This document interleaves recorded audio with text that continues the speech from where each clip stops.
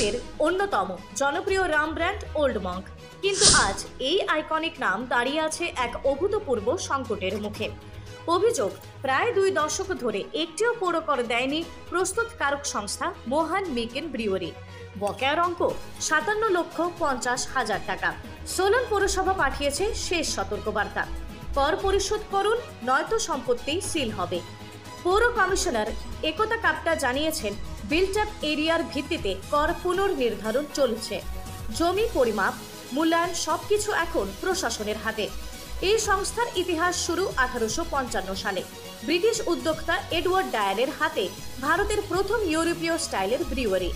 1969 আসে নরেন্দ্রনাথ মোহনের অধীনে, আর 1980 সালে জন্ম নেয় নাম মোহান মেকিন লিমিটেড।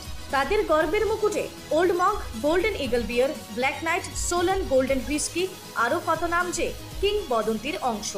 কিন্তু আজ প্রশ্ন একটাই, 1997 থেকে 2022 কোটি টাকার ব্যবসা সত্ত্বেও কেন করের নামে একটিও টাকা পড়েনি? নানা নোটিশও নিশ্চুপ ছিল কোম্পানি। এবার শেষবারের মতো হুঁশিয়ারি, কর না দিলে আইনি পদক্ষেপ অবশ্যম্ভাবী। বিশেষজ্ঞদের মতে, যদি সম্পত্তি সিল হয়, ইতিহাসে এক বড় দাগ পড়বে এই ঐতিহ্যবাহী ব্র্যান্ডের নামের পাশে। এখন নজর সোলান পৌরসভার সিদ্ধান্তে। ওল্ড মঙ্ক কি শেষ মুহূর্তে কর মিটিয়ে বাঁচবে, নাকি ঢুকে যাবে বিতর্কের ইতিহাসে?